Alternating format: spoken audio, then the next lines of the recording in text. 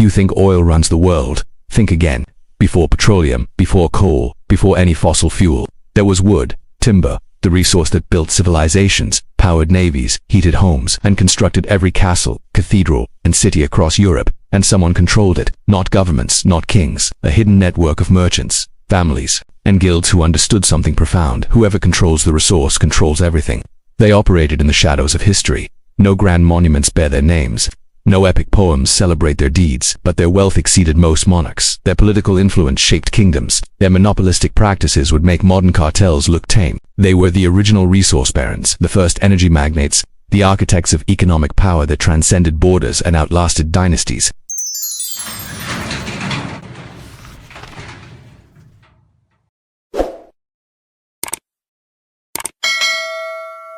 Medieval Europe consumed timber at staggering rates.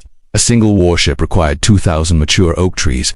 A cathedral needed forests worth of wood for scaffolding and roofing. Cities burned through entire woodlands for heating and cooking. Iron smelting devoured forests. The demand was infinite, the supply was finite, and the merchants who positioned themselves between supply and demand became some of the wealthiest, most powerful figures in European history. Today, we're unmasking the medieval timber cartel. We're revealing how they operated, who they were, and how their strategies echo in every modern resource monopoly from OPEC to big tech. Because the playbook for controlling vital resources wasn't written in the 20th century, it was perfected in medieval forests by timber barons whose names you've never heard but whose legacy shapes your world today. Welcome to the hidden history of Europe's timber empire. Let's meet the forest lords. Medieval Europe was made of wood, completely, utterly dependent on timber in ways we can barely comprehend. Every building was wood-framed, every ship was wood-built. Every tool handle, every cartwheel, every barrel, every bucket wood. Heating required firewood, cooking required charcoal. Iron production consumed massive amounts of wood for fuel. Military power was timber power. A kingdom's naval strength depended entirely on access to shipbuilding timber. England's dominance of the seas wasn't just about skilled sailors, it was about access to oak forests. A single ship of a line required 2,000 to 3,000 mature oak trees. These trees needed 80 to 100 years to reach the right size. You couldn't just grow more quickly. The resource constraint was absolute. Kings understood this. Wars were fought over forest rights. Treaties guaranteed timber access. National survival depended on securing supply. But here's what kings did always understand. The merchants controlling timber supply had more power than the monarchs who needed it. Because kings could wage war, but merchants controlled whether the ships to wage that war would be built. Kings could issue decrees, but merchants determined whether those decrees could be enforced. Kings ruled kingdoms, but merchants ruled the resource that kingdoms were built from. This was the foundation of the timber cartel's power. Absolute dependency creates absolute leverage. The timber barons understood something fundamental. Control the source, control the transportation, control the market. Northern Europe, Scandinavia, the Baltic regions, Poland, Russia, held the greatest timber reserves. Dense forests of oak, pine, and fir, perfect for shipbuilding and construction. But those forests were far from the major markets. England, France, the Low Countries, the Mediterranean states, they needed timber desperately, but their own forests were depleted or inadequate. This created opportunity. Merchants who could organize logging operations in the Baltic, arrange transportation down rivers to ports, load timber onto ships, navigate the dangerous Baltic and North Sea routes, and deliver to distant markets they could name their price. The Hanseatic League perfected this. A confederation of merchant guilds spanning Northern Europe. They didn't just trade timber, they controlled every step from forest to final sale. They negotiated exclusive logging rights with local rulers. They monopolized river transport. They dominated the ports. They controlled the ships. They set the prices in destination markets. This wasn't free trade. This was vertical integration centuries before the term existed, and it generated staggering wealth. But the Hanseatic League, while powerful, was just a visible face. Behind them operated individual families and merchant houses whose operations were even more sophisticated and secretive. Let's talk about how the timber cartel actually functioned economically. First, they controlled supply at the source. Through exclusive contracts with local nobility, timber merchants secured the rights to log specific forests. These contracts were often hereditary, passing from generation to generation. Once a merchant house controlled a forest, competitors were legally excluded. Second, they manipulated supply to markets. Even when timber was abundant, the cartel could restrict supply to maintain high prices. Timber conveniently wasn't available during peak demand periods. Prices would spike. Then supply would mysteriously increase once customers had no choice but to pay premium rates. Third, they controlled transportation infrastructure. Rivers were the highways of medieval Europe for heavy goods. Timber merchants controlled the landing docks, the warehouses, the boats. Competitors who somehow secured timber couldn't get it to market without using cartel-controlled infrastructure at cartels at prices. Fourth, they used information asymmetry. The timber barons knew exactly how much timber existed, where it was, what quality it was, and what demand looked like across Europe. Buyers had none of this information. This information advantage allowed the cartel to maximize profits from every transaction. Fifth, they employed strategic stockpiling. During periods of low demand, they'd buy and stockpile timber. During high-demand war preparations, major construction projects, they'd release stockpiles at inflated prices. This dampened price volatility in their favor and against customers. This is textbook monopolistic practice, and it worked for centuries. Consider the impact on prices. In a competitive market, timber prices would reflect production costs plus reasonable profit. In the cartel-controlled market, prices were multiples of production costs. A load of Baltic timber that cost 10 marks to log, transport, and deliver might sell for 50 or 100 marks depending on market conditions and the buyer's desperation. The profit margins were enormous. These profits accumulated. Merchant families became fabulously wealthy. They built palaces, funded private armies, and lived like royalty. Often they had more liquid wealth than the kings they supplied. Who were these timber barons? History has largely forgotten their names, but their power was undeniable. The Fugger family of Augsburg is remembered for banking, but their early fortune came from timber trading. They controlled vast logging operations in the Alps and Bavaria, supplying timber across Central Europe. The Welser family, also from Augsburg, built their empire on timber and silver mining. They financed Spanish colonial expeditions, but their core business was resource extraction and trade in Europe. In Northern Europe, families like the Vicomte operated across the Hanseatic network. Their correspondence reveals sophisticated business operations tracking inventory across dozens of warehouses, managing credit across hundreds of customers, coordinating shipments over thousands of miles. But the most powerful timber barons remain nameless to us. They operated through agents and shell companies. They hid their wealth in land purchases and political investments. They deliberately avoided the historical record because visibility meant vulnerability. Medieval tax collectors couldn't tax what they couldn't see. Political enemies couldn't target what they couldn't identify. Competitors couldn't undercut what they didn't know existed. Anonymity was a business strategy, and it worked brilliantly. How did these timber merchants consolidate power? Through tactics that would be illegal today but were standard practice then. Violence was common. Competing merchants found their timber convoys accidentally burned. The warehouses mysteriously caught fire. Their agents disappeared. Local authorities, often bribed by the dominant merchant house, looked the other way. One documented case from 14th century Poland involved a dispute between two timber merchants over logging rights. The winner did prevail through legal channels. His hired men simply massacred the loser's logging crews and took the forest by force. The local duke, who'd been generously compensated, ruled the seizure legal. Exclusive contracts were another weapon. Timber barons would offer rulers immediate cash, essentially loans, secured against future timber rights. The ruler got money now. The merchant got exclusive access for decades. Once the contract was signed, all other merchants were shut out. These contracts were often secured through bribery, blackmail, or intimidation. A merchant might discover embarrassing information about a duke's personal life and suggest that exclusive timber rights would ensure that information remained private. Marriage was weaponized. Timber merchant families married into nobility, gaining political protection and expanded access to forests. They married into other merchant families, creating alliances and eliminating competition. The Fuggers exemplified this strategy. Through strategic marriages, they connected themselves to mining interests, banking operations, and political power across the Holy Roman Empire. Timber was just one component of a diversified resource empire. Market manipulation was standard. When multiple merchants operated in the same market, they'd secretly collude on prices. Public competition was theater. Behind the scenes, they'd agreed who would supply which customers at what prices. This collusion was difficult to prove and impossible to prosecute. Medieval law had no concept of antitrust. The king cared about his supply and price, not whether merchants were conspiring. As long as the king's needs were met, the cartels operated freely. What made the timber cartel unique was its transnational nature. National boundaries meant nothing to them. A merchant house based in Lubeck might control forests in Poland, have warehouses in Stockholm, operate ships registered in various ports, maintain agents in London, Bruges, and Venice, and conduct financial operations through Italian banks. This geographic diversification provided enormous advantages. If one kingdom imposed unfavorable regulations, the merchants simply redirected operations through another jurisdiction. If war disrupted trade routes, alternative routes were available.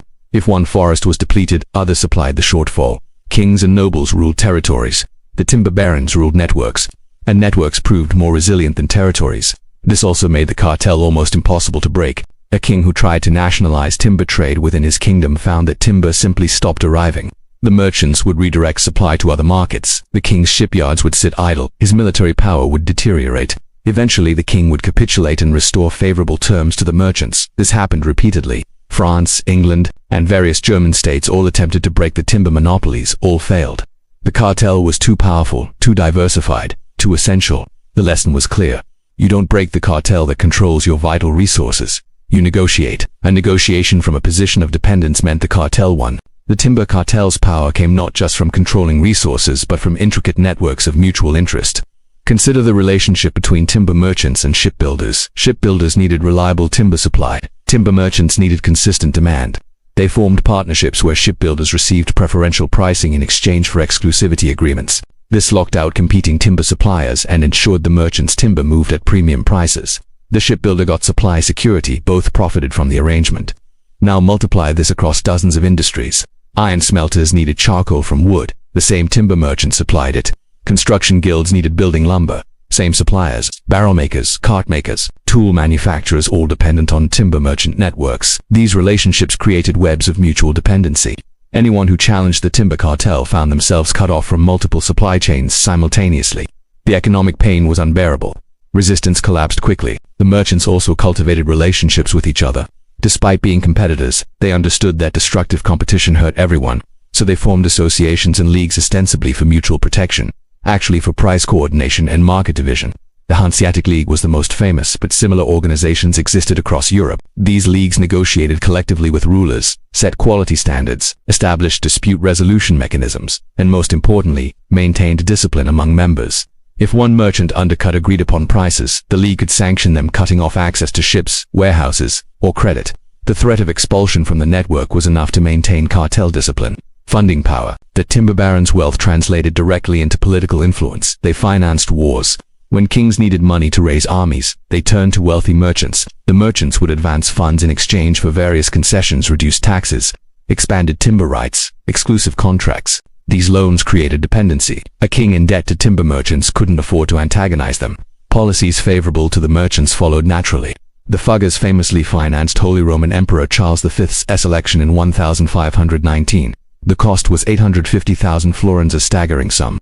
In return, they gained mineral rights, tax exemptions, and expanded trade privileges. Timber merchants employed similar strategies on smaller scales throughout Europe.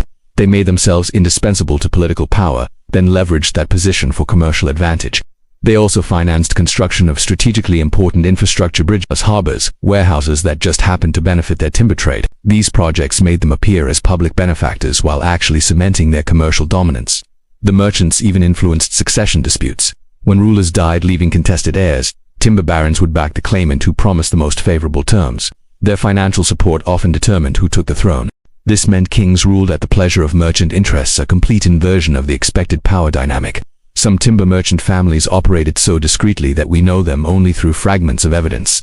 Account books reference the Dane or the Polish merchant without providing actual names. Contracts mention representatives of foreign interests without identifying who those interests were. Why such secrecy? Because visibility meant vulnerability to taxation, regulation, or confiscation. These shadow merchants operated through proxies and agents. They maintained multiple identities across different jurisdictions. They structured operations through early forms of shell companies officially. A local merchant owned the timber operation, but the economic interest lay elsewhere. Modern forensic historians, examining medieval records, can sometimes trace the money flows and reconstruct who actually controlled what. The picture that emerges is stunning. Vast, sophisticated networks of commercial control operated by families whose names never appeared in official chronicles.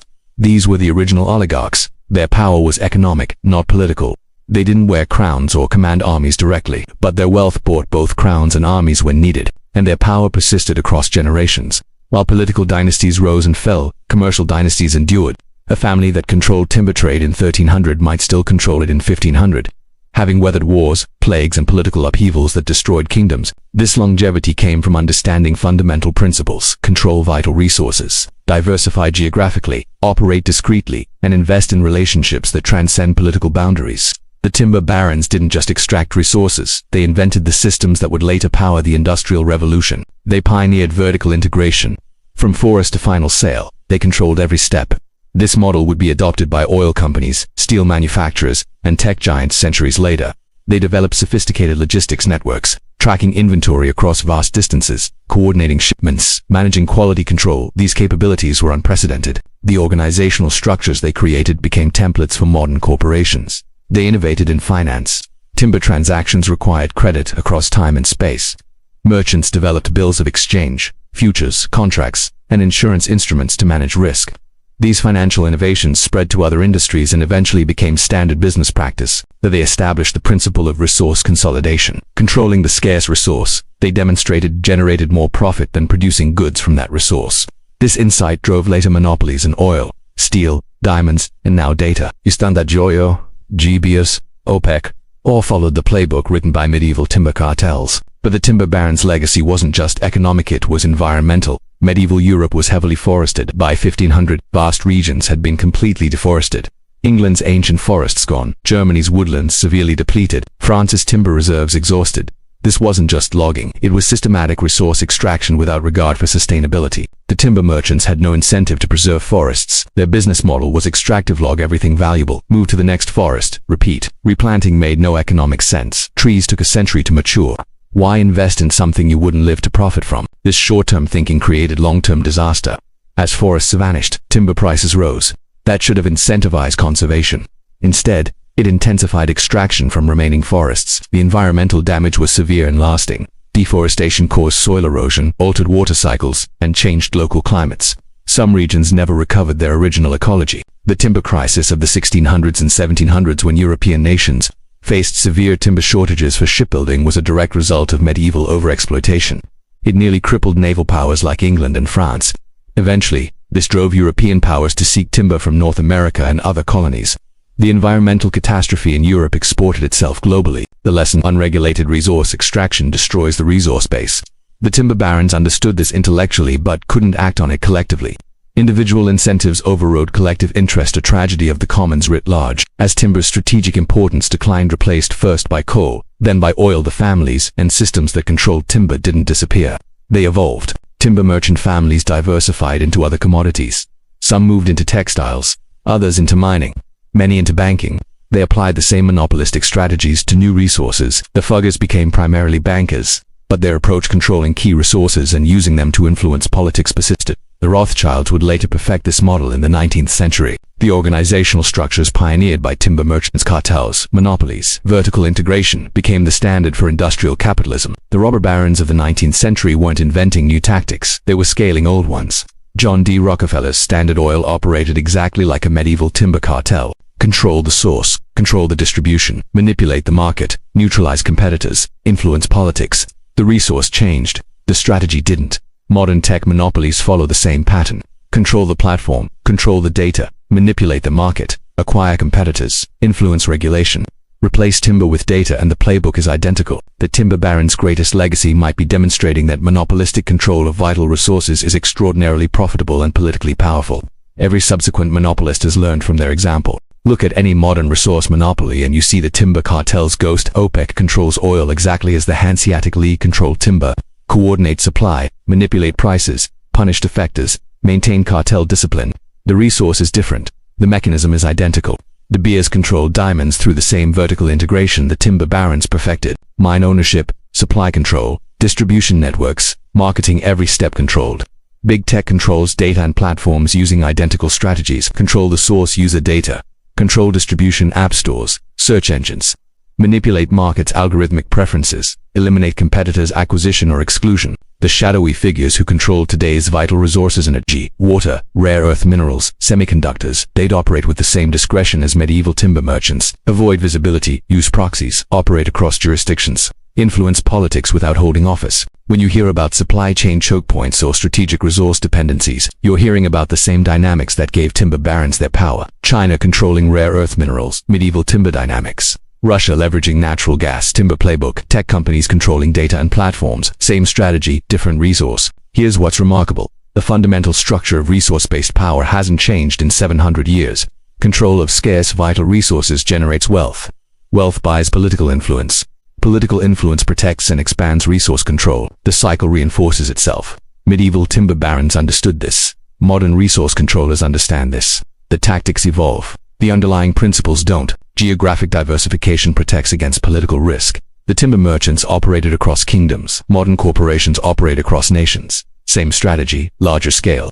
Vertical integration maximizes profit and control. Timber merchants controlled forest to final sale.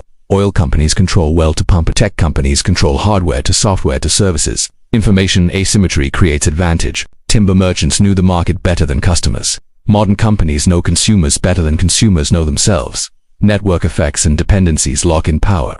Timber merchants created dependency through control of vital resources. Modern platforms create dependency through network effects and switching costs. The timber barons discovered these principles through trial and error across centuries. Modern monopolists study and apply them deliberately. So what can we learn from the timber cartel? First, resource control equals power. Whoever controls vital resources, whether timber, oil, or data, controls society. This hasn't changed. It won't change. Second, monopolies are stable and profitable without intervention. Resource control tends toward monopoly. Competitive markets require active maintenance through regulation. Left alone, markets consolidate into cartels. Third, short-term profits often override long-term sustainability. The timber barons depleted Europe's forests despite knowing it was unsustainable. Modern companies extract value despite long-term consequences. Individual incentives trump collective interest. Fourth, political and economic power intertwine. Resource controllers buy political influence. Politicians protect resource controllers. The relationship is symbiotic and self-reinforcing. Fifth, transparency is the enemy of monopoly. The timber barons operated in shadow. Modern monopolists prefer opacity. Sunlight really is the best disinfectant, which is why they avoid it. Sixth, breaking monopolies requires political will. Medieval kingdoms couldn't break timber cartels despite wanting to. Modern governments struggle to regulate tech monopolies despite recognizing the problem. The cartels are too powerful, too essential, too interconnected. The timber barons were eventually displaced not by regulation but by technology. Coal and iron reduced timber's strategic importance. The monopoly power didn't end, it shifted to new resources. Today's monopolies will likely follow the same pattern.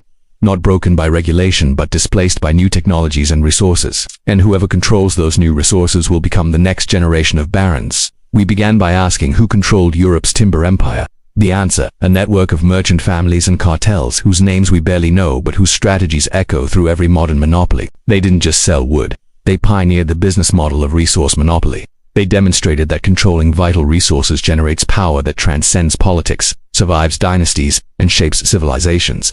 Their tactics: vertical integration, price manipulation, political influence, geographic diversification, deliberate opacity became the standard playbook for resource control. Their mistakes: environmental destruction, overexploitation, short-term thinking became warnings we consistently ignore. Their legacy surrounds us. Every resource monopoly, every supply chain choke point, every strategic dependency follows patterns they established. The timber barons understood something fundamental. In a world of scarcity, whoever controls what everyone needs controls everything. Medieval Europe needed timber. Modern civilization needs energy, water, food, data, semiconductors, rare earth minerals. The resources change, the dynamics don't. So when you hear about supply chain disruptions, resource nationalism, or tech monopolies, remember, this is not new. The forest lords mapped this territory centuries ago. The question isn't whether resource monopolies will exist. They always have and always will. The question is whether we recognize them, understand how they operate, and decide whether their power serves broader interests or only their own. The timber barons operated in shadow because sunlight threatened their power. Modern resource controllers do the same. But now you know their playbook. You've seen how it works across centuries. The patterns are clear. The strategies are visible. The forest lords thought their names would be forgotten. They were right, but their methods endure, playing out in boardrooms and markets worldwide. History doesn't repeat, but it rhymes. And the timber cartel's rhyme echoes louder than ever.